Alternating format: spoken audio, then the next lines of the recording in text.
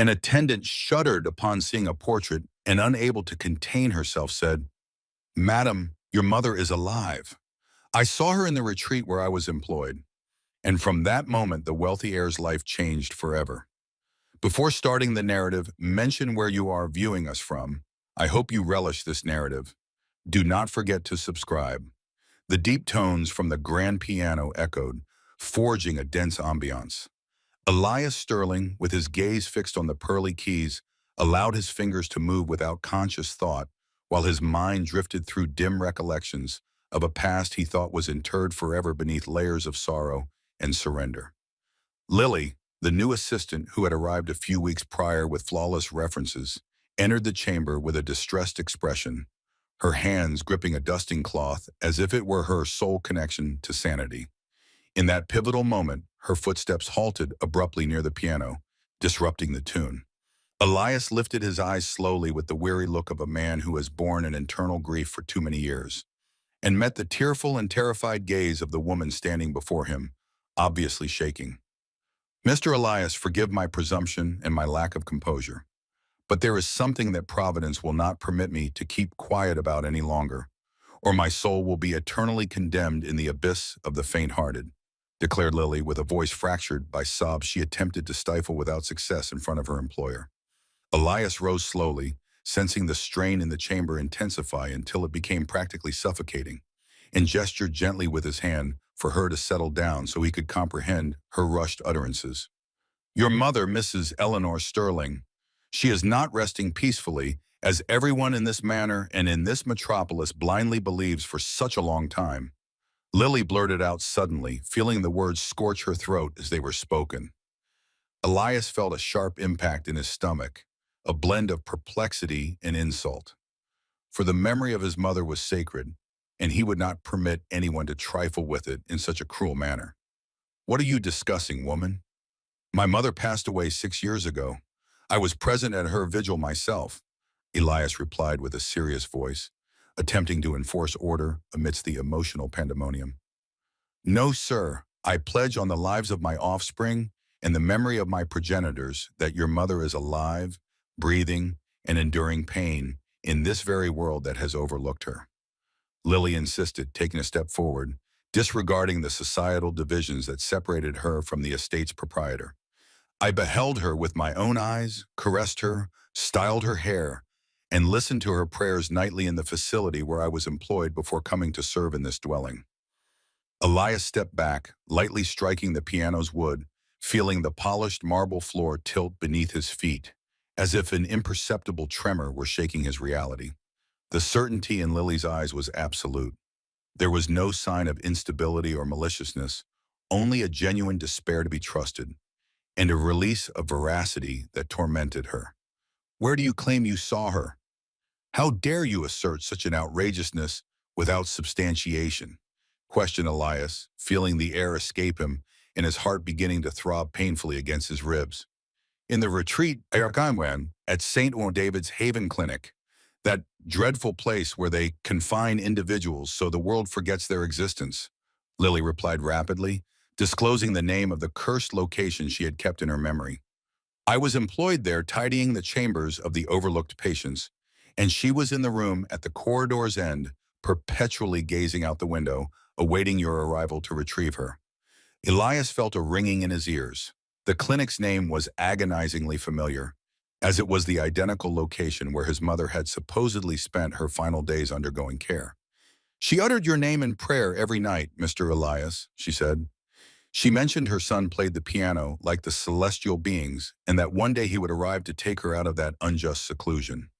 Lily's words were like precise stilettos stabbing into Elias's most painful memories, awakening uncertainties he had anesthetized with spirits and excessive labor. At that precise instant, the sound of heels clicking with a measured and graceful cadence on the main stairway fractured the intimacy of the admission and introduced a new vitality to the chamber.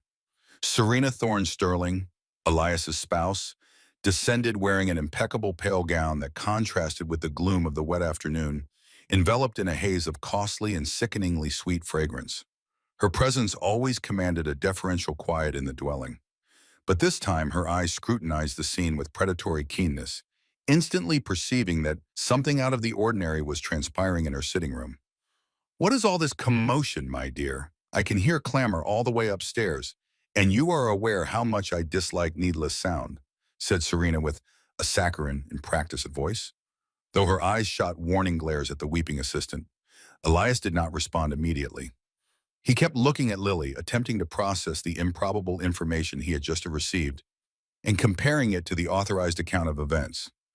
Lily, far from being intimidated by the mistress of the dwelling's presence, felt fury, providing her a new surge of bravery upon seeing the woman she knew deep down was answerable for everything. "I was informing Mr. Elias that his mother is alive. Mrs. Serena, that Mrs. Eleanor did not perish that night as you informed the entire world," clarified Lily, confronting the mistress of the dwelling with a resolve that astonished even Elias. Serena's countenance, usually a flawless mask of tranquility and command, displayed a fleeting expression of panic that endured barely a fraction of a second before being substituted by a look of indignation and mockery. "But what audacity is this, Elias? Are you going to permit this domestic to dishonor us by fabricating morbid tales about your unfortunate mother?" exclaimed Serena, approaching her husband and grasping his arm with a possessiveness that sought to remind him to whom he owed fealty. "It is not a fabrication, madam. It is the truth I observed with my eyes and listened to with my ears during the months I was employed in that infernal clinic," retorted Lily without lowering her gaze, knowing this was the all-or-nothing moment. "Mrs. Eleanor possesses the identical gold medallion that is in that portrait above the piano. She never removed it because she asserted it was her son's final offering." Elias turned his head sharply toward the oil painting, dominating the sitting room where his mother smiled with the artifact he missed so much. And indeed, the depicted medallion was unmistakable. That medallion vanished the day we confined her. The physician stated it was misplaced during the transport," muttered Elias, feeling a piece of the puzzle starting to align in a way that chilled his blood. Serena gripped her husband's arm more firmly, digging her perfectly manicured fingernails into his jacket material, attempting to draw him back into her snare of command and mental manipulation. "Please, Elias, do not be absurd. This woman merely desires wealth or notice. It is typical of unrefined individuals to concoct melodramas to profit from respectable households," hissed Serena with disdain, attempting to discredit the witness before her utterances took deep root. But Elias gently disentangled himself from his wife's grasp and stepped toward Lily, looking at her with an intensity, seeking any hint of deceit in her gestures or quivering voice. "What else did she relate to you? If it is accurate you conversed with her, tell me something only my mother could know, something no one else in the world knows," demanded Elias with a hoarse voice, desperate for proof to validate or reject the insanity. Lily dried her tears with the back of her hand and took a deep breath, searching her memory for the murmured exchanges in the obscurity of room 217. "She informed me about the cradle song, sir, the one she sang to you when you had terrors as a youth and could not sleep due to fear of the dark," Lily began to recount softly. "She asserted the lyrics were about a silver vessel sailing through the celestial sphere, and the skipper was you, seeking constellations to present to her." Elias felt his knees weaken and had to lean on the piano to prevent falling, for that song was an intimate confidence between mother and son that he had never divulged to anyone, not even Serena. Tears began to well in the man's eyes, breaching the barrier of emotional detachment he had constructed over years to endure his mother's absence. Serena observed her husband's reaction and knew the situation was becoming perilous, so she resolved to switch tactics from indignation to false medical concern. "Darling, you are very distraught. This woman is manipulating you emotionally, utilizing coincidences and cheap assumptions to wound you," intervened Serena with a syrupy voice, attempting to physically interpose herself between Elias and Lily to break the connection that had developed. "That physician is a fiend, sir. He was fully aware your mother was sane and accepted envelopes of cash to keep her confined and silent," shouted Lily, pointing accusingly at nothing, as if the physician were present in the chamber. Elias raised his hand, demanding absolute quiet. His mind was a tempest of conflicting feelings, but doubt had established itself irreversibly in his heart. "Enough, both of you. I require quiet to contemplate and process all this occurring in my own dwelling."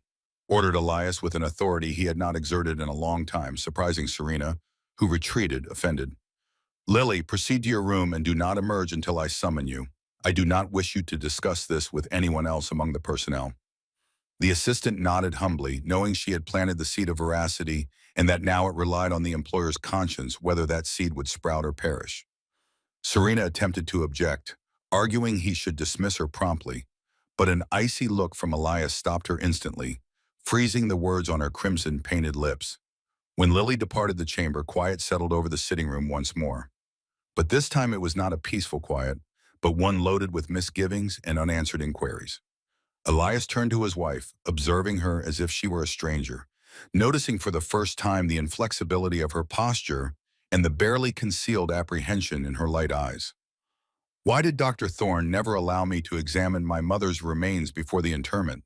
Elias asked Serena with a terrifying calmness that made his wife gulp hard.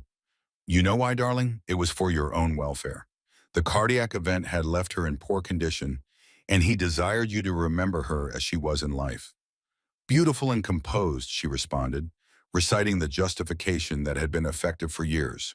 But this time the words sounded hollow, counterfeit, like a lead currency falling on a glass table, exposing its worthlessness. Elias walked to the window and looked at the downpour, remembering the statement Lily had mentioned about the silver vessel in the celestial sphere.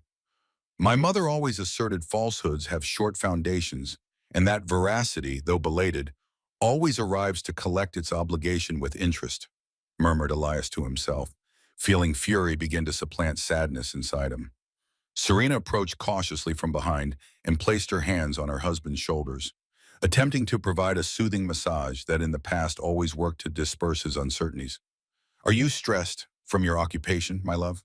Tomorrow all this will appear like a ridiculous nightmare caused by a resentful assistant, she whispered near his auditory organ. Elias tensed at the contact, experiencing a physical aversion he had never before felt toward the woman he shared his existence in bed with. He pulled away abruptly and walked toward the sitting room exit, leaving Serena alone with her image in the reflecting surface and the mounting fear that her dominion of falsehoods was about to crumble. That night, the Sterling estate descended into a restless obscurity where no one could achieve genuine slumber, each confined in their own contemplations and apprehensions. Elias isolated himself in his study, encircled by antiquated photograph albums and legal records, searching for any contradiction he had missed in his sorrow. Serena, in her chamber, made frantic communications in a low tone, biting her fingernails and pacing like a caged beast, sensing peril. Lily prayed in her small personnel room, clutching a worn string of prayer beads in her hands, petitioning Providence to grant Mr. Elias the fortitude to confront what was impending. And outside the downpour persisted, cleansing the external world. While inside the dwelling the moral impurity began to surface, Elias discovered in a neglected drawer an old diary of his mother's where she noted her contemplations and worries before being confined, and he began reading zealously for indications. The trembling inscription on the final pages spoke of apprehension, of feeling observed in her own dwelling, and of the mistrust caused by her son's new spouse. She regards me as if I were an impediment to be removed, and I dread my son is too blinded by affection to perceive it, Elias read aloud, feeling tears cascade down his cheeks as he recognized his mother's handwriting. Doubt transformed into certitude, and certitude into an imperative necessity for action to discover what had truly occurred behind those clinic boundaries. Meanwhile, Serena incinerated papers in her chamber hearth, observing the flames consume receipts and notes that could incriminate her if anyone resolved to investigate thoroughly. Her face illuminated by the fire showed no regret, but a frigid resolve to safeguard her position and ease at any expense, even if it meant destroying whoever obstructed her path. She was unaware fate had already cast the dice, and the game had shifted, transforming her from the principal player into the prey of her own deeds. The dawn arrived slow and pale, finding Elias dressed and prepared to depart. With a steely resolve gleaming in his reddened eyes from sleeplessness, he would not rest until he located the veracity, even if that veracity shattered everything he believed he understood about his existence, his union, and his own identity as a descendant. The narrative of the calamity had commenced long before that wet night. In the sunlit days when the Sterling estate still echoed with authentic laughter and the benevolent authority of Mrs. Eleanor. She had established the family enterprise alongside her deceased husband gradual, and governed her dwelling with a blend of firmness and boundless affection that maintained the family unified. Elias was her source of pride, an educated and sensitive man who had inherited her acumen for commerce, but also her tender heart, a trait Eleanor feared would be his undoing. Serena Thorne's entrance into Elias's existence was like a frigid gust entering through a poorly secured aperture, subtle initially but capable of freezing the entire ambiance over time. Serena, from a once affluent family that had faced decline, viewed Elias not merely as a consort, but as the master essential to reclaim the societal and financial standing she believed she merited by lineage. From the initial day Serena stepped into the estate as Elias's betrothed, a silent and unstated conflict was established between her and the family matriarch, veiled beneath courteous expressions and empty accolades. Eleanor, with her intuition honed by years, immediately sensed the unrestrained ambition in her future daughter-in-law's eyes and the absence of genuine tenderness in her gestures toward Elias. "That woman cherishes you, son, but she cherishes herself in what you signify more." Eleanor had cautioned him one afternoon in the garden while trimming the blooms. Elias, dazzled by infatuation and Serena's striking charm, dismissed his mother's apprehensions as natural possessiveness of someone fearing displacement in her son's affection. The nuptial was celebrated with exaggerated lavishness, organized almost entirely by Serena, who ensured every aspect proclaimed prosperity and dominance to all observers. Once settled in the dwelling as Mrs. Sterling, Serena began a systematic and gradual campaign to isolate Elias from his mother's sway, utilizing emotional manipulation as her primary instrument. She subtly complained that Eleanor was burdensome, that she criticized her manner of attire or managing the dwelling, always playing the victim in her husband's sight. "I simply desire us to be a contemporary household, Elias. But your mother adheres to archaic customs and makes me feel this will never be my residence." Serena would weep in the chamber's privacy. Elias, caught between affection for his mother and the inclination to satisfy his spouse, began conceding ground, asking Eleanor to be more adaptable and progressively withdraw from domestic judgments. Eleanor, out of affection for her son and to circumvent greater disputes, consented to withdraw, oblivious that each concession was another detrimental step for herself. The predicament intensified dramatically when Victoria was born. The initial and sole granddaughter, for Eleanor, she poured all her affection into the child, awakening sickly possessiveness in Serena.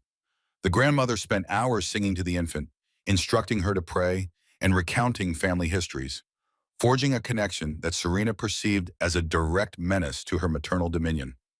"I do not wish her to fill her with those antiquated notions, Elias.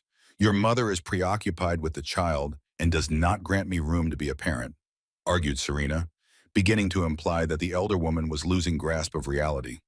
It was then that minor domestic mishaps began appearing, which Serena attributed to Eleanor's negligence, like leaving the cooking range ignited or entrances unsecured.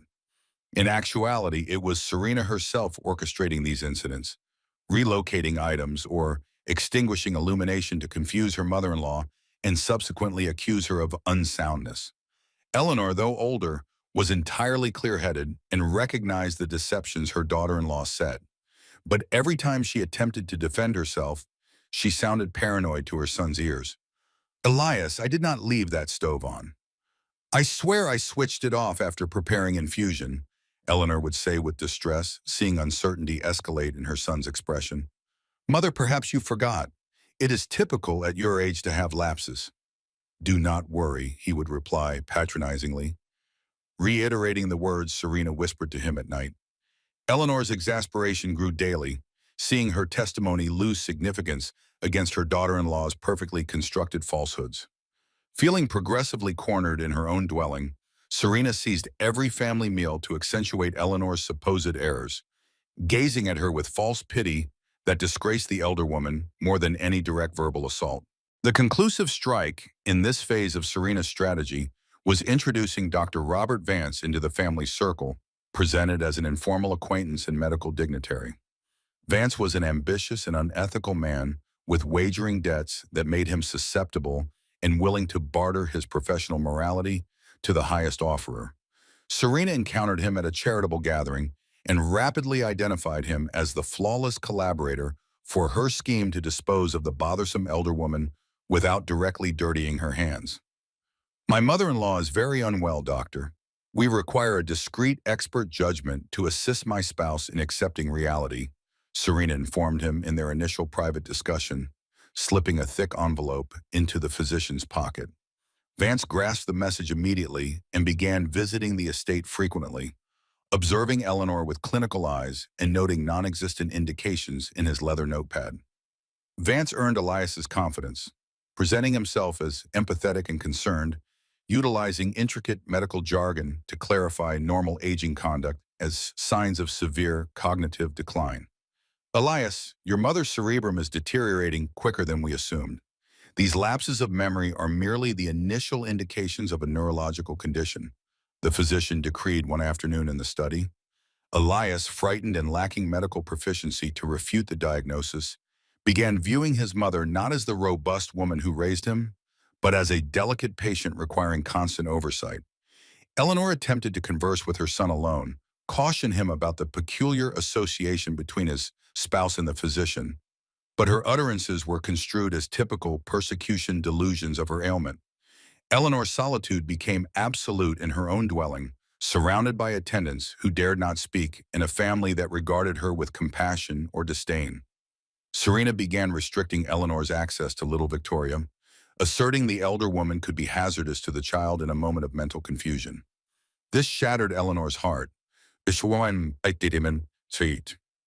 who spent afternoons weeping in her chamber, hearing her granddaughter's merriment in the garden without being able to approach. It is for safety, mother. Comprehend you are not well, Elias would say with a sorrowful heart, reiterating the script Serena and Vance had composed for him. The elder woman found refuge in devotion and the piano, playing melancholy compositions that echoed through the dwelling like a spectral lament that deeply annoyed Serena. That sound is going to drive me insane, Elias. You must take action. We cannot reside in a constant burial ritual, complained Serena, pressuring for the subsequent stage in her morbid strategy. One night, Serena engineered the definitive occurrence, smashing a valuable vessel in the sitting room and scratching her arm, shrieking to awaken the entire dwelling. When Elias rushed in, he found Serena weeping on the floor and Eleanor standing nearby, perplexed by the sound and scene. She assaulted me, Elias. Your mother assaulted me because she claims I misappropriated her residence, screamed Serena, pointing accusingly at the elder woman who looked at her with dread and disbelief. I did nothing, son. I descended because I heard a sound. She was already on the floor, defended Eleanor. But the circumstantial evidence in Serena's performance were too persuasive. Elias, horrified and believing his mother had lost complete command, made the judgment that would brand his existence with eternal culpability. They summoned Vance immediately, who arrived with a private rescue vehicle and a pre-prepared confinement order, as if he had been awaiting the communication. It is an aggressive psychological breakdown, Elias. It is no longer secure for her to be at home. She necessitates constraint and specialized care, affirmed the physician, while two orderlies restrained Eleanor. The elder woman did not scream or resist physically. She merely looked her son in the eyes with such profound disappointment that it chilled his spirit. Do not let them take me, my son. I am not insane. It is she who is being untruthful, whispered Eleanor, as they escorted her out of the dwelling she had established herself. Elias stood at the entrance, embracing a falsely weeping Serena to his chest, observing the rescue vehicle's lights take his mother into the obscurity. That night, the estate fell into a funereal quiet, fractured only by the sound of commencing rain, foreshadowing years of sorrow. Serena poured herself a glass of grape beverage in the kitchen, smiling for the first time in months, feeling finally the sole proprietor and mistress of everything surrounding her. She was unaware a mother's affection is a power that transcends barriers, false diagnoses, and even apparent demise. Elias ascended to his mother's now vacant chamber and sat on her bedding, inhaling the faint fragrance still permeating the cushions, feeling the initial pang of an uncertainty that would require years to bloom. Thus commenced Eleanor's exile and Serena's dominion of psychological dread, constructed on the most agonizing treachery a son can commit against his mother. The former personnel was gradually dismissed in the subsequent weeks, substituted by new staff who were unaware of the history nor had loyalty to the matriarch. Serena desired to eradicate any vestige of Eleanor, redecorating the dwelling, exchanging furnishings, and storing the portraits in the dark and dusty uppermost floor. But the dwelling had recollection, and every corner, every crevice of wood, and every beam of light remembered the woman who had been unjustly expelled. Meanwhile, at St. David's Haven Clinic, Eleanor awoke in a pale and unadorned chamber, understanding her struggle had just commenced, and her conviction would be her sole instrument. The transport to St. David's Haven Clinic was the beginning of a bureaucratic and medical nightmare, meticulously devised to strip Mrs. Eleanor of her identity and human esteem. Sir Vance had readied the environment with fabricated reports describing a highly unstable, aggressive patient with advanced cognitive decline, justifying complete seclusion. At the clinic reception area, Eleanor was divested of her personal garments, her wedding band, and any object linking her to her previous existence, left only with a coarse gray smock. "It is for your safety, Mrs. Sterling. Here we are all equivalent," a stern-faced attendant informed her while storing her possessions in a dark plastic sack. Eleanor attempted to maintain composure, standing as tall as she was, demonstrating they could seize her adornments, but not her inherent dignity. Elias visited the clinic a week following entry, anxious to see his mother and ensure she was receiving the finest attention as Vance had guaranteed. Nevertheless, the encounter was meticulously coordinated by the physician and Serena to be an emotional catastrophe, validating the false diagnosis. Prior to the visit, Vance commanded a substantial dosage of potent tranquilizers for Eleanor, leaving her in a condition of stupor and confusion, muttering incomprehensible words. When Elias entered the chamber, he observed his mother with a blank stare, slightly drooling and not recognizing him instantly, which fragmented his heart into 1,000 pieces. "Mother, it is I, Elias. I have come to see you," he said, taking her inert hand, hoping to see the customary sparkle in her discerning eyes. Eleanor, struggling against the chemical haze clouding her intellect, managed to focus on her son and attempted to converse, but her linguistic organ felt heavy and awkward in her oral cavity. "Extract me, snare," she managed to articulate with colossal effort. But to Elias, they were merely guttural sounds and meaningless sentences.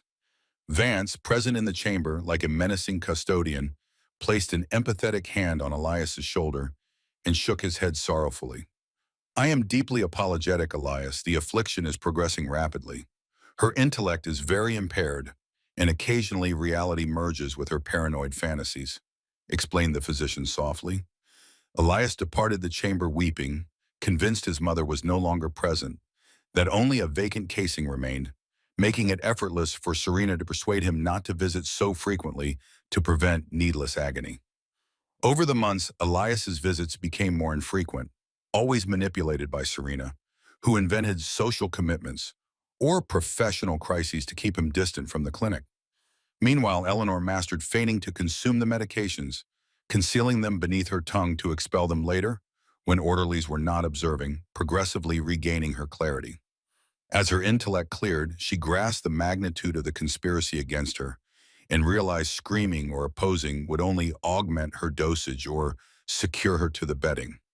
She resolved to adopt a strategy of quietude and surveillance, becoming the exemplary patient, tranquil and cooperative.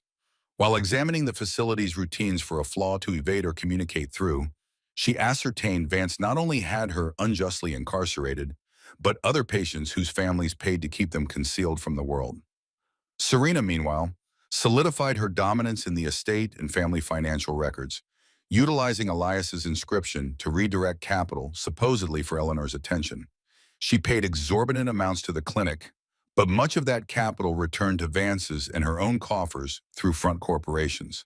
It was a flawless transaction. Eliminate her mother-in-law and enrich herself at the expense of the elder woman's ailment, all under her depressed husband's observation. The few times Elias inquired about expenditures, Serena exhibited inflated medical invoices and reminded him, For your mother, only the superior, regardless of the expense.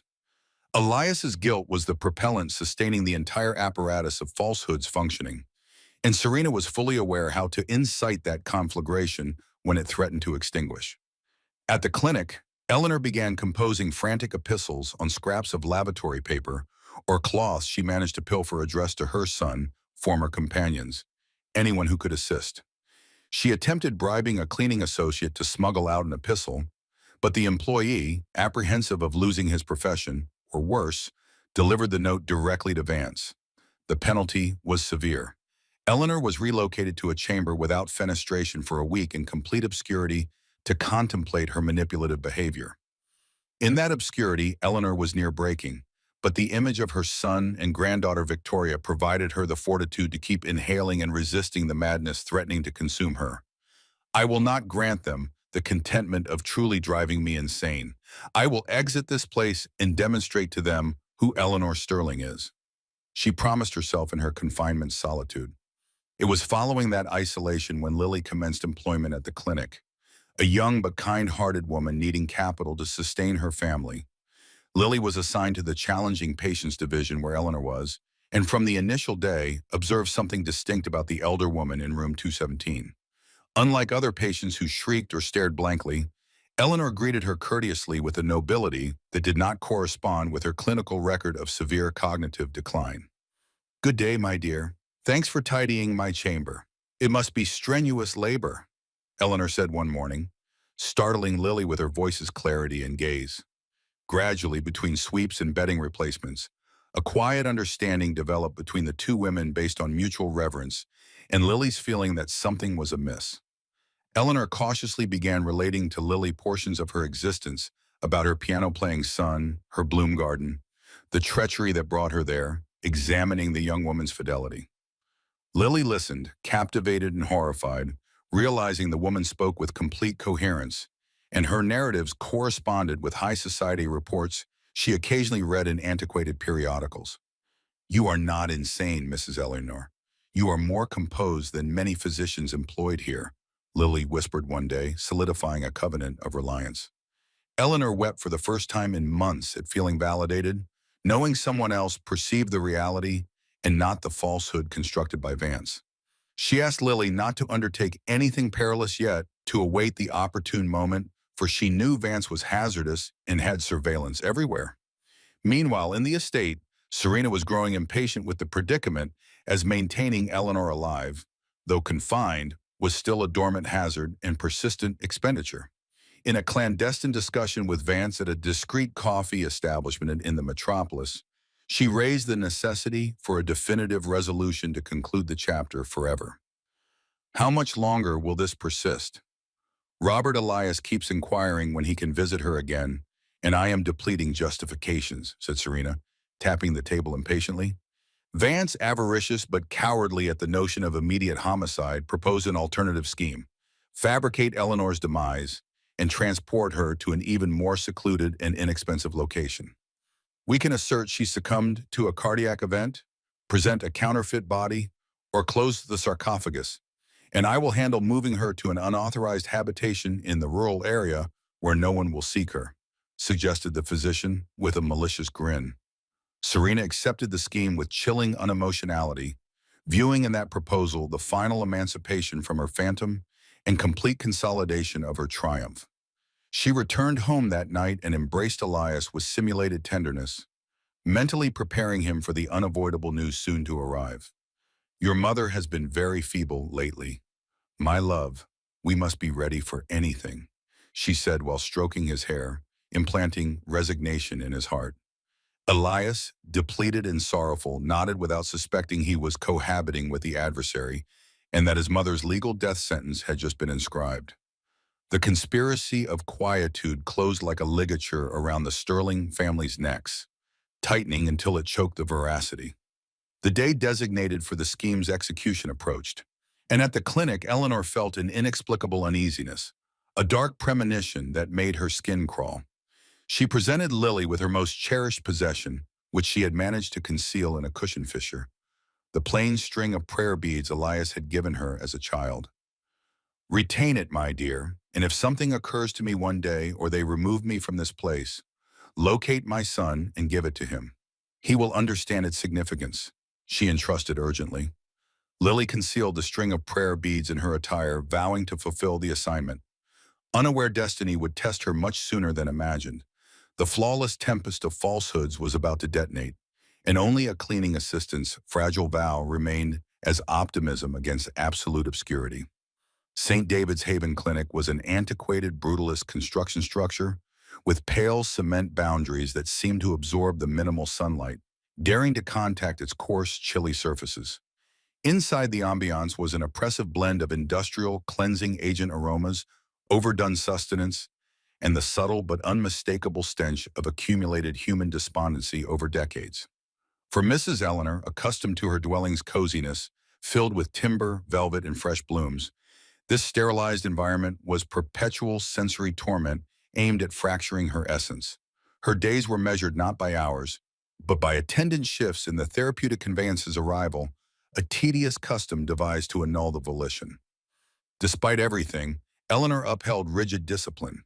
She arose, washed with the basin's chilly fluid, and recited prayers utilizing her digits to enumerate the supplications, since the tangible ones she had given to Lily. Her chamber, number 217, was a pale cuboid with a diminutive barred fenestration overlooking a cement internal yard where no vegetation grew, merely undesirable growth in the crevices. From there, Eleanor observed the celestial sphere, her sole segment of liberty remaining, and communicated with the clouds, imagining they conveyed her communications to her son's window. "Do not forget me, Elias. I am still present. I am still your mother," she whispered to the current of air, fighting the insidious sound of despondency, telling her she had already been overlooked.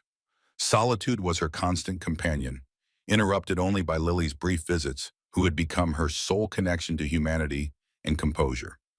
Lily entered with her cleansing trolley, and while feigning to scour the flooring, whispered reports from the external realm, brought smuggled confections, or simply clasped her hand with fondness.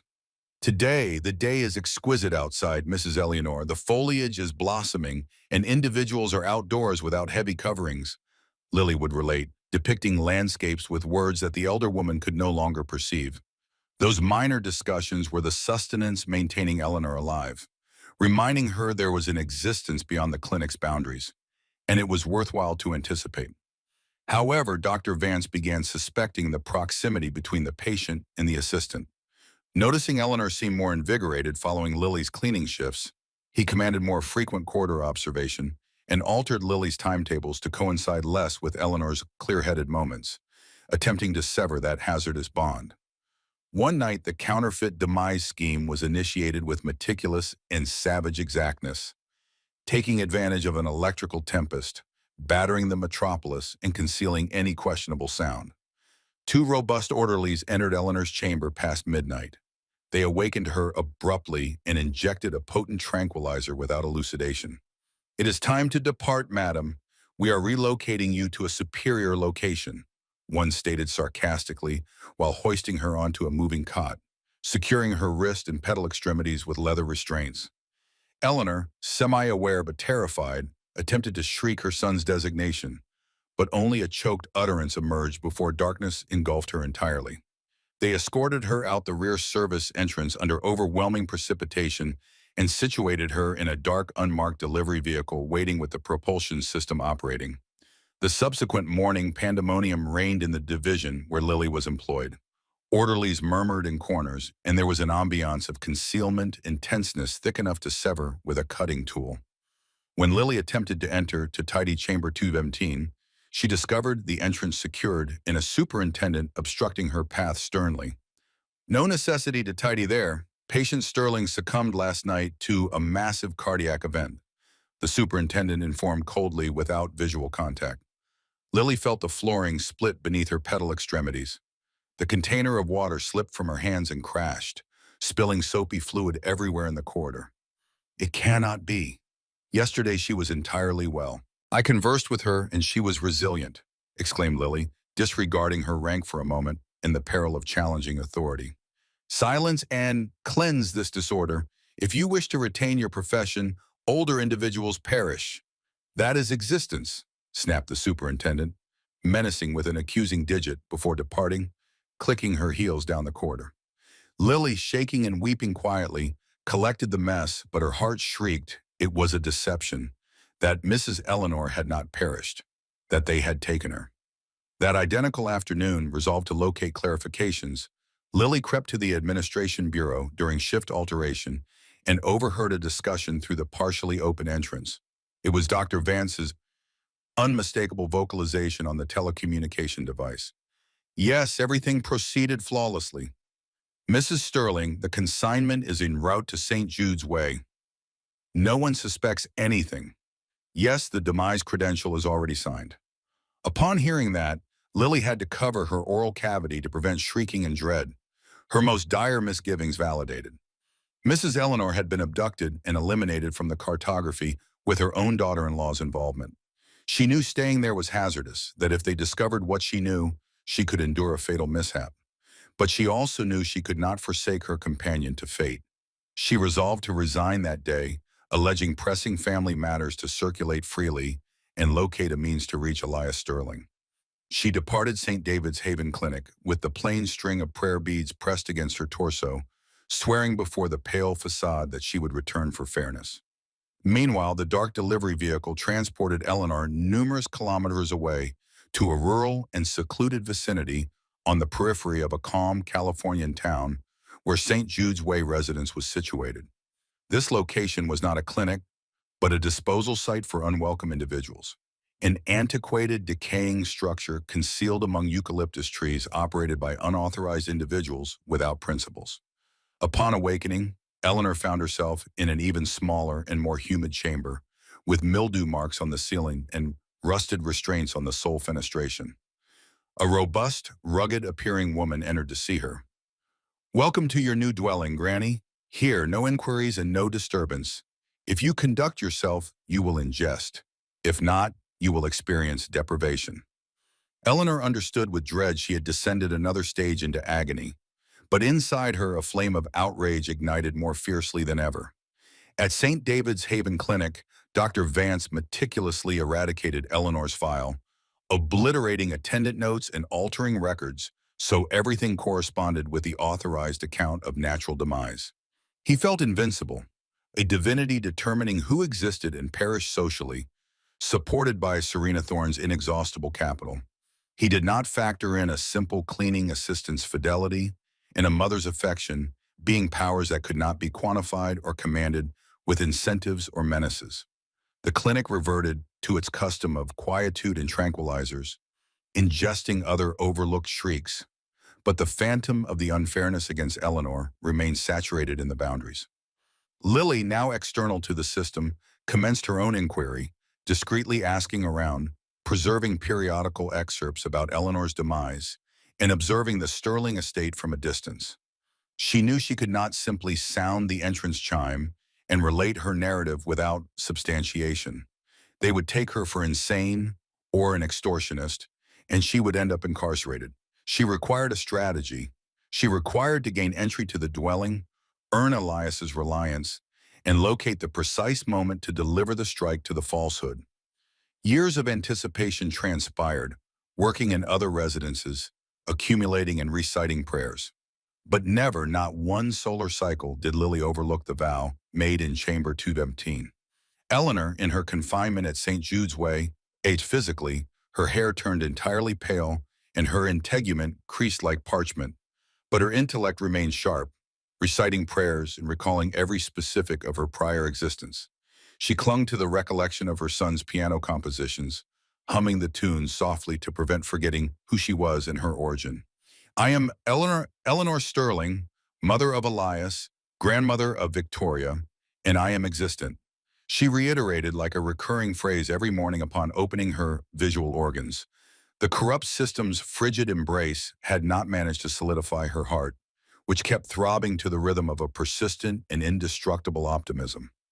The morning Elias received the communication announcing his mother's demise, the sun shone with cruel mockery over the Californian elevations, illuminating a day that, for him, would transform into his spirit's most intense obscurity.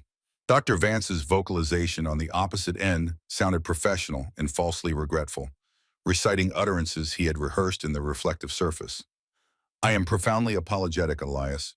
We executed everything feasible, but her cardiac organs simply ceased while she was resting. Elias felt the recipient weigh a vast amount, and the physician's utterances reach his cerebrum belatedly, muffled by a layer of disbelief and sharp anguish. He terminated the communication without bidding farewell and gazed into the emptiness, feeling a crucial element of his existence sever and plummet into the void. Serena appeared on the scene with the flawless synchronization of a skilled performer, already attired in a dark silk covering, as if she had predicted the morning. Or perhaps simply because dark suited her contour well. "What transpired, my love? You are pallid as parchment," she inquired with feigned apprehension, approaching to embrace him before he could even articulate the news. "She is departed, Serena. My mother passed away solitary in that dreadful location, and I was not present to hold her hand," sobbed Elias, collapsing into his wife's embrace, seeking solace from the identical individual who had caused his misfortune.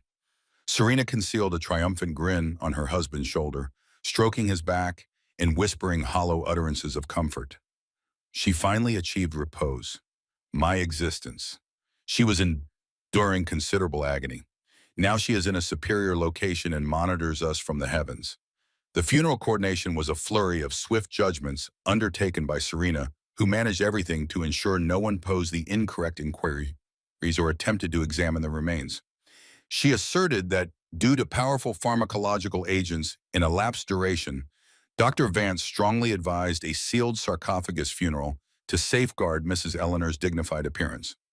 Elias, immersed in crippling despondency, consented to everything, unable to combat or contemplate clearly, blindly relying on his wife's and the amicable physician's judgment. The estate filled with pale bloom garlands, high society acquaintances arriving to fulfill custom, and hypocritical murmurs about what an admirable woman the deceased had been. On the vigil day, the main sitting room transformed into a funeral place with a polished mahogany sarcophagus in the core, encircled by flickering illumination casting moving shadows on the boundaries. Elias remained seated in front of the coffin for hours, contacting the frigid timber, quietly asking for pardon for abandoning her, for not being the resilient son she deserved. "Forgive me, Mother. Forgive me for not bringing you residence," he reiterated in a constant murmur, tormenting himself with the culpability Serena had so meticulously fostered in him. Inside the coffin there were no remains, merely bags of granular material and fragments of rock of comparable mass, a morbid parody that went unnoticed before the grieving observer's teary visual organs. Serena received guests with severe sophistication, accepting condolences and commending her husband's resilience, perfectly portraying the stoic surviving spouse and family pillar. It was a benevolence, truly. Her intellect was no longer present. She commented to inquisitive acquaintances while consuming hot beverages and baked goods in the adjoining chamber, rewriting Eleanor's history to her convenience. No one suspected the monstrous veracity concealing behind the exterior of respectable sorrow. Society favored believing in affliction and natural demise rather than envisioning such a despicable conspiracy. Victoria, then only 3 solar cycles in age, did not comprehend why her grandmother was in that timber container and why her father wept so much. But she felt the elder woman's absence like a frigid hollow in her small existence. The interment in the family commemorative ground was rapid and pale beneath an overcast celestial sphere that seemed to share Elias's sorrow, concluding the cycle of the falsehood with the final shovel load of soil on the vacant burial site. Elias stood before the polished stone marker, reading, "Here resides Eleanor Sterling, cherished mother," feeling he was bearing his musicality and pleasure of existing with her. Returning to the estate was even more detrimental, for the dwelling's quietude was no longer of anticipation, but of definitive absence. Every vicinity shrieked the designation of the matriarch who would never come back. Serena, eager to move onward, began proposing modifications in the dwelling almost immediately. "We ought to color the study, eliminate those antiquated drapes, grant it a fresh feeling so we are not sorrowful." Elias responded with uncommon rage to these proposals, strictly prohibiting contacting any of his mother's possessions for now, clinging to the objects as if they were protective charms. He sought refuge in potent beverages and labor, spending prolonged periods in his workplace or in front of the piano without striking a single key, transformed into a phantom in his own existence. The relationship with Serena cooled even more. Though she had dominance, she did not possess her husband's affection or esteem, who subconsciously linked her with anguish and deprivation. Serena, exasperated because Eleanor's demise had not brought the immediate contentment she anticipated, began journeying alone, expending the family fortune on garments and adornments to fill her internal void. Years elapsed, dragging that toxic momentum. Victoria matured in a dwelling where her grandmother's designation was mentioned infrequently and always with a tone of forbidden sorrow. The sensitive and perceptive girl noticed the strain between her parental figures and the shadow always seeming to cover her father, developing an inherent inquisitiveness about that enigmatic grandmother figure. Elias aged untimely. Pale strands and creases marked by a furrowed brow appeared, losing the artistic radiance he once had. However, deep in his heart, something did not entirely align. A profound sensation that his mother's conclusion had not been appropriate. An uneasiness that did not permit him to achieve repose peacefully. Meanwhile, at St. Jude's Way residence, Eleanor survived against all expectations, sustained by recollections and the stubborn optimism her son would arrive. She had lost accurate tracking of time, but marked epochs by thermal fluctuations in her confinement and the illumination entering the fenestration. She was unaware her son carried blooms to a vacant grave every Sunday, nor that her daughter-in-law expended her inheritance in the fashion capitals. She existed in a suspension of indeterminate existence, legally deceased to the world and an inmate to the tangible one.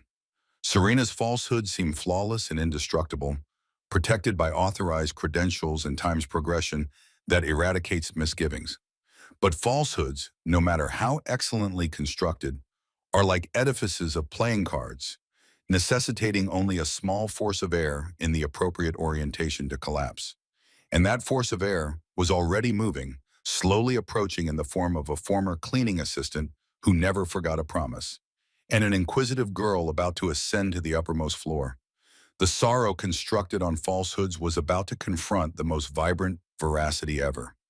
6 years had elapsed since the fabricated funeral, and the Sterling estate had altered superficially, modernized to Serena's frigid and minimalist taste, losing much of its original classical allure. Nevertheless, there were prohibited and forgotten sections in the dwelling, accumulating particulate matter and mysteries, like the substantial uppermost floor that no one ever ascended to. Victoria, now a lively and curious 9-year-old, felt an irresistible pull to those unexplored areas, seeking escapades to flee the rigid and quiet ambiance her mother imposed. One wet afternoon, analogous to the one when it all initiated, Victoria utilized her mother being at the social institution and her father at the professional establishment to sneak upstairs to the uppermost floor. The uppermost floor smelled of aged timber, moth repellent, and paused duration. Illumination filtered through a soiled roof opening, illuminating particulate matter dancing in the atmosphere like minuscule brilliant sprites. Victoria began exploring amidst pasteboard containers, antiquated travel storage chests, and furnishings covered with pale coverings that seemed like immobile phantoms awaiting to be roused. In a corner, beyond an aged apparel stand, she found a substantial artwork turned toward the boundary, as if penalized or concealed in disgrace.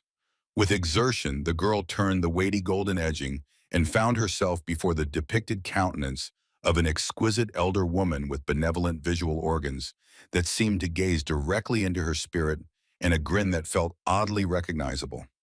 "How lovely you are," whispered Victoria, tracing her small digits over the oil consistency, feeling an instantaneous and inexplicable connection with the woman in the depiction. It was Mrs. Eleanor depicted in her prime years, wearing the renowned gold medallion and seated with sophistication and authority, radiating a coziness absent from the remainder of the dwelling.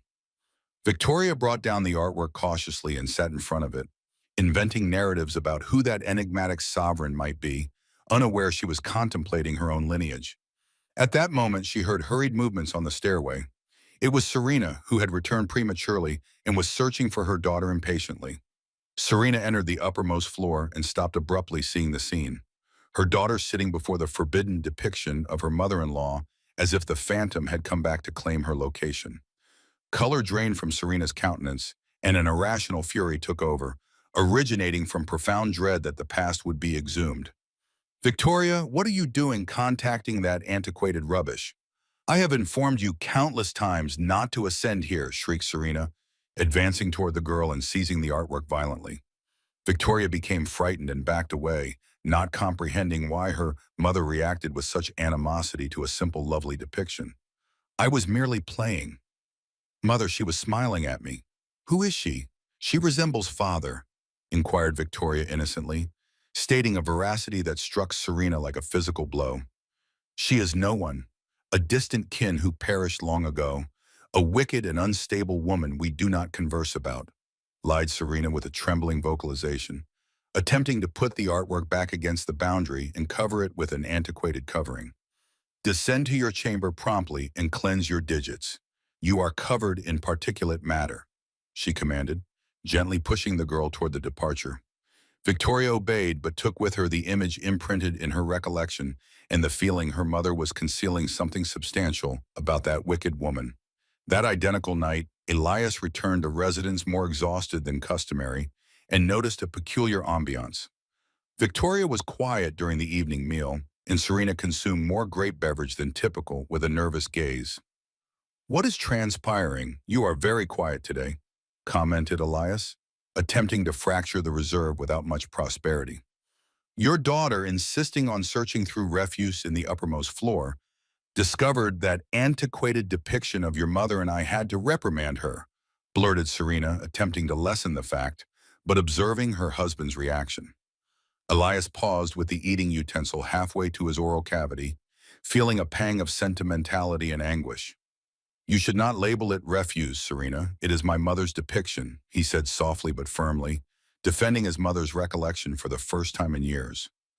Meanwhile, destiny persisted, weaving its strands.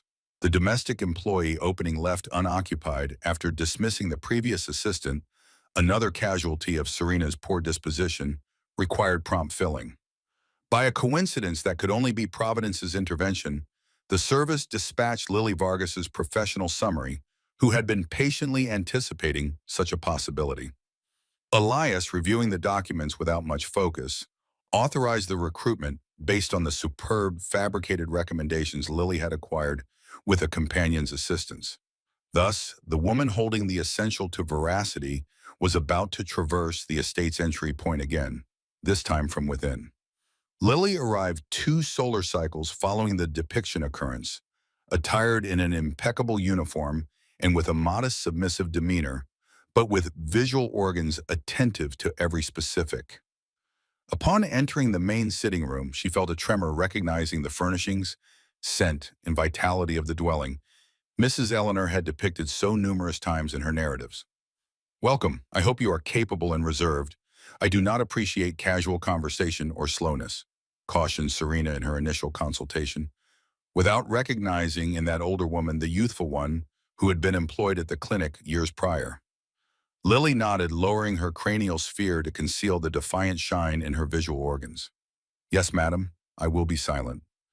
During her initial solar cycles, Lily devoted herself to tidying and observing, earning Victoria's reliance with confections and narratives and studying Elias and Serena's schedules. It was while tidying Elias's study that she located a diminutive photograph of Mrs. Eleanor, half concealed beyond some literature which he kept privately. Upon viewing it, Lily had to sit a moment to capture her inhalation, pressing her oral cavity to the image like a devotional symbol. "I am present now, my mistress. Do not worry, I have arrived," she whispered to the vacuum. That afternoon, while Serena was at her soothing manipulation appointment, Lily heard Victoria conversing to herself in her chamber. The girl was informing her playthings about the grandmother from the depiction. Lily entered with the excuse of bringing her light refreshment and inquired softly, "What grandmother are you discussing?" "Small Victoria." Victoria confidingly informed her about the uppermost floor discovery and how much she resembled her father. Lily felt her cardiac organ throbbing uncontrollably. The depiction was present, reachable, the visual substantiation she required to confront Elias. She resolved she could not anticipate any longer. The hazard of Serena discovering her was elevated, and every passing solar cycle was another of enduring for Eleanor. She would await Elias to be solitary in that susceptible moment he customarily had in the afternoons by the piano. She ascended to the uppermost floor stealthily, retrieved the depiction, and brought it down enveloped in a covering, concealing it in the food storage area until the appropriate moment. The concluding segment of the setting was prepared. All that remained was the bravery to ignite the fuse that would explode the falsehood. The decisive moment arrived one tempestuous afternoon, as if the atmospheric conditions desired to conclude the dramatic cycle that had commenced with precipitation years prior. Serena had departed to a charitable gathering, leaving Elias solitary at home, immersed in his customary gloominess with a glass of matured alcoholic beverage. Lily knew it was her prime possibility. She adjusted her uniform, took the plain string of prayer beads she kept in her pocket like a treasure, and headed to the main sitting room. Elias looked upon seeing her enter, astonished she had not retired to rest yet. "Do you require anything, Lily?" he inquired with distant benevolence. "I require you to attend to me, Mr. Elias, but not as your assistant, but as a human being carrying a veracity that pertains to you," said Lily with a resolve that made Elias set his glass on the surface. The woman extracted the string of prayer beads and situated it on the glass surface. The sound of the beads impacting resonated like an explosive discharge in the chamber's quietude. Elias looked at the object and became pale instantly. He would recognize it anywhere in the world. It was the string of prayer beads from his initial sacred observance, the one his mother perpetually carried. "Where did you acquire this? Did you misappropriate it?" inquired Elias, ascending with a blend of fury and perplexity, visibly shaking. "No, sir. She provided it to me." "Your mother, Mrs. Eleanor, in Chamber 217 at St. David's Haven Clinic," replied Lily without retreating from the employer's rage.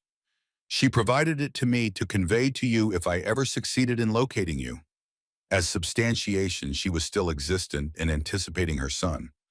Elias felt the world rotating around him. Lily's utterances were unattainable, absurd, colliding against the reality of the demise and funeral he had lived. "You are being untruthful. My mother passed away 6 years prior. I interred her," shrieked Elias, seizing his cranial sphere with his hands frantic. "You interred a container filled with fragments of rock, sir, or remains that were not hers," retorted Lily softly but with brutal power. "I was employed at that clinic. I attended to her. I conversed with her months following she supposedly expired. She was not insane, sir. She was abducted by your spouse and that corrupt physician." Elias collapsed to his knees in front of the seating furniture. The revelation's force was too great to bear standing. Recollections began gathering his intellect. The sealed sarcophagus, Serena's hastiness, no examination of the remains, Vance's refusal to permit him to view the remains. Everything started making morbid and dreadful sense. "Inform me everything. Do not restrain anything," he appealed from the flooring, looking at Lily like a seer. And Lily spoke. She informed him about the prayer evenings, intercepted epistles, Eleanor's clarity, and her unbreakable affection for him and Victoria. She depicted how they removed her that wet night, how they deceived her, and how the clinic personnel was silenced with menaces.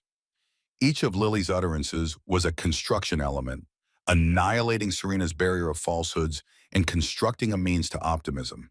Elias wept like a child, a wrenching wail, releasing years of accumulated culpability and inadequately processed sorrow.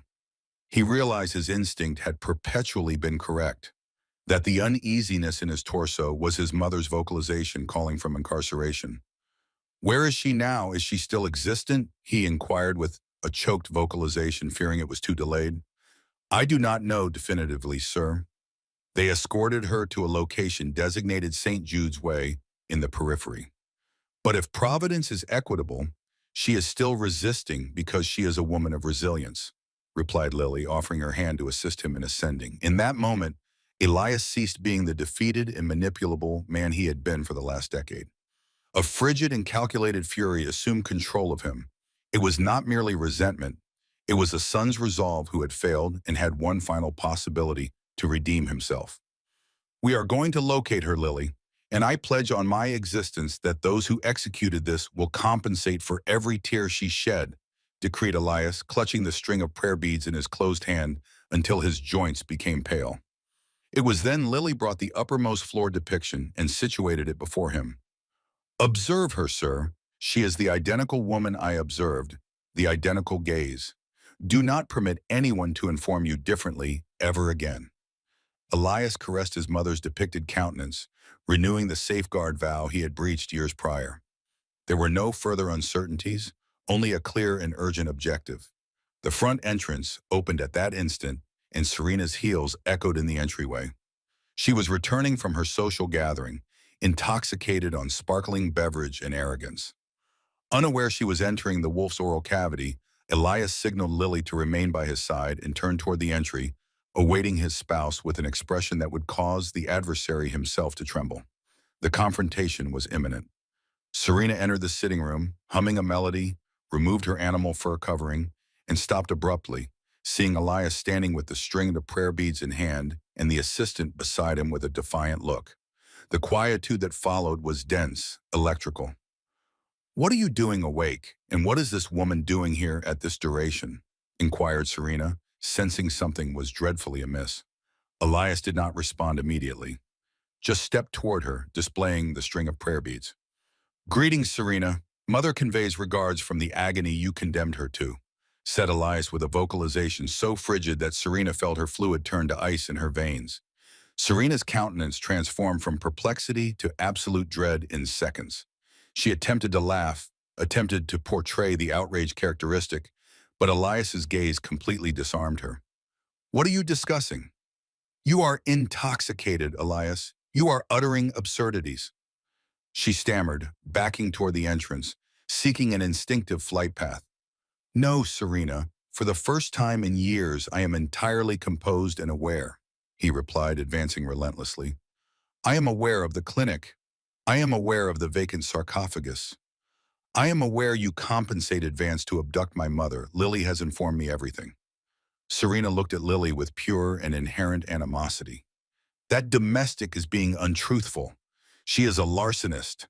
She must desire capital," she shrieked, losing the refined composure that always distinguished her. "The sole larcenist here is you, who misappropriated my mother from me and misappropriated my existence," exploded Elias, projecting a glass against the boundary that fractured, frightening Serena until she plummeted into an armchair. "Acknowledge. Where is she? If you inform me now, perhaps I will exhibit leniency and not surrender you to the peace officers immediately." Cornered and seeing her arrangement of falsehoods demolished, Serena broke, began weeping, but not fluids of regret, but of exasperation and self-pity. "I executed it for us. She detested us, Elias, and always interfered in everything.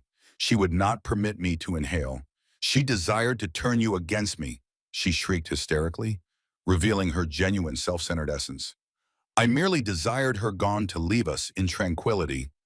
Her confession was the concluding substantiation Elias required, though hearing it from her oral cavity wounded more than any physical injury. "Well attended to? You discarded her in a fissure to decay while you expended her capital on garments and social gatherings," said Elias with revulsion, looking at her like an unrecognizable abomination. "Inform me, where is St. Jude's Way?" "Inform me now," he demanded, seizing her shoulders and shaking her. Serena, shaking and sobbing, provided the approximate location, a forgotten vicinity in the rural area that Vance had mentioned once. Elias released her with repugnance, as if contacting her contaminated his hands. "Proceed to your chamber and do not emerge. Tomorrow you will depart this dwelling forever. And if you attempt to flee before the peace officers arrive, I will pursue you to the limits of the terrestrial sphere," cautioned Elias. Serena rushed upstairs, confining herself in her chamber, knowing her dominion was finished and her opulent existence had vanished. Elias did not squander duration. He contacted a reliable private investigator, Richard Salgado, and requested him to gather a contingent to proceed to St. Jude's Way that identical night. He would not rely on the local peace officers, who might be acquired by Vance. He had to execute this himself. Lily prepared warm beverage and some sustenance for the excursion, exhibiting admirable fortitude. I am accompanying you, sir. She will necessitate a cordial countenance when we locate her, she said, and Elias nodded gratefully, acknowledging that without this woman, his mother would still be misplaced. They departed in the early morning beneath the persistent precipitation, operating at complete velocity on muddy tertiary routes, guided by optimism and desperation. In the vehicle, Elias contacted Vance, waking him. I am aware of everything, Robert. I am proceeding for my mother. If you have contacted a single filament on her cranial sphere, supplicate because not even Providence will preserve you from me. He terminated the communication before the physician could react, leaving him terrified. They arrived at St. Jude's Way residence at dawn. It was a bleak location, a fortified, antiquated structure with elevated boundaries and canines uttering sounds in the yard. Investigator Salgado and his operatives compelled the entry, surprising the slumbering custodians who did not anticipate an armed invasion.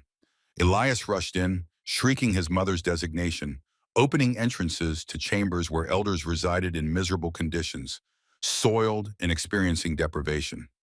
The location's reality was inferior than envisioned.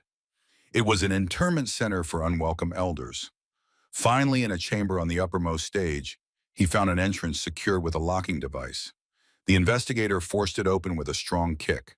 There, seated in an antiquated chair by the fenestration, enveloped in worn coverings, was Mrs. Eleanor. She turned gradually at the sound. Her visual organs were weary and her physique fragile. But upon viewing Elias, an illumination ignited in her gaze. Elias, is it you, my son? She inquired with a trembling vocalization, fearing she was dreaming. Elias collapsed to his knees before her, embracing her lower limbs, weeping uncontrollably. It is I, mother. I arrived for you. Forgive me for requiring so much duration. Forgive me. Eleanor stroked his cranial sphere with her bony hands, grinning with infinite tranquility. I knew you would arrive, my child. I never forfeited conviction. Affection perpetually locates the path back. Lily entered behind, weeping as well, and Eleanor extended her hand. Gratitude, my dear. Gratitude for maintaining your vow. In that embrace of three, the metallic barrier that had separated them collapsed forever. The return to the Sterling estate was an almost spiritual occurrence. The sun ascended just as the vehicle traversed the main entrance, illuminating the facade as if the dwelling itself commemorated its rightful proprietor's return. Serena had escaped during the night, taking only what fitted in a transportable container and leaving an annotation filled with pathetic justifications that Elias tore without perusing. It was inconsequential where she was. Fairness would reach her eventually, but for now, the sole factor that mattered was recovery. The domestic personnel, upon viewing Mrs. Eleanor emerge from the vehicle, froze. Some performed a specific gesture, believing they observed a phantom, but soon the shock yielded to enjoyment and emotional fluids. Victoria, awakened by the turmoil, descended the stairway in sleeping garments, rubbing her visual organs. She stopped upon viewing the elder woman seated in the principal armchair, surrounded by her father and Lily. Elias summoned his daughter softly. Victoria, arrive here. I desire to present you to someone very remarkable. This is your grandmother, Eleanor, the woman from the depiction. The girl approached gradually, looking in astonishment at the woman who seemed to have emerged from the depiction into reality. Eleanor opened her upper limbs, and Victoria, with children's unadulterated perception, rushed to embrace her without apprehension, feeling the warmth of lineage, recognizing each other. Greetings, my small sovereign. I have anticipated so long to clasp you, whispered Eleanor, inhaling her granddaughter's hair, feeling existence, restoring everything misappropriated from her, and more. The subsequent solar cycles were of gradual but exquisite restoration. Reliable physicians attended to Eleanor, who recovered mass and fortitude with astonishing swiftness, sustained by her family's affection. Elias did not depart from her proximity, playing the piano for prolonged periods for her, filling the dwelling again with musicality that had been prohibited. The report of locating Mrs. Eleanor and the scandal of the unauthorized clinic shook society. Dr. Vance was apprehended attempting to traverse the demarcation and acknowledge everything, implicating Serena and other collaborators. Numerous elders in analogous situations were discovered, and thanks to Elias's intervention, all were rescued and their families contacted. But Elias desired to execute more. Rescue was not adequate. He desired to ensure no one else endured what his mother had. With Eleanor's assent, Elias utilized much of his wealth to establish the Eleanor Sterling Foundation, an organization committed to safeguarding elders from abandonment and supplying complementary legal and medical aid. The estate, once a place of severe quietude, became the site for charitable events and a residence filled with merriment and activity. Lily was designated operations administrator of the dwelling, holding a position of reverence in the family, no longer as a domestic, but as the faithful guardian who rescued the lineage. A solar cycle later, a grand celebration was conducted in the garden to inaugurate the foundation. Eleanor, attired elegantly and wearing her retrieved gold medallion, played the piano with her son and granddaughter in a composition performed by three individuals that caused everyone present to weep. She was more existent than ever. Radiating, substantiating dignity cannot be confined or annihilated. Elias seized the microphone and looked at his mother with adoration. They instructed me affection can accomplish anything. But it was my mother who instructed me affection also anticipates everything, forgives everything. Serena was never located. It was stated she resided concealed in some distant settlement beneath a counterfeit designation, consumed by acrimony and poverty, her own penalty in existence. But in the Sterling dwelling, her designation was no longer mentioned. There was no room for lingering animosity, only thankfulness.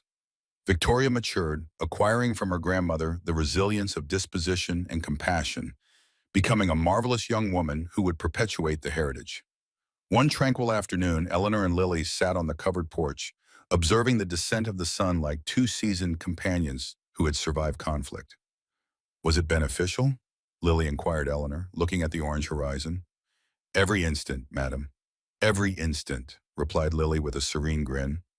The current of air blew softly, bringing the aroma of blooms, and in that instant of flawless tranquility, Mrs. Eleanor closed her visual organs and sighed, knowing finally and forever she was residence. The Sterling narrative became a fable in the metropolis, an everlasting reminder that veracity is like fluid. It perpetually locates a fissure to escape, and a mother's affection is the cosmos's most powerful force, capable of conquering demise itself. And so, amidst musicality, merriment, in the certainty of being unified, they resided their solar cycles not as a fantastical narrative happy termination, but as a glorious commencement of an authentic existence. If this narrative has resonated with you, we would value it if you assessed it from 1 to 10.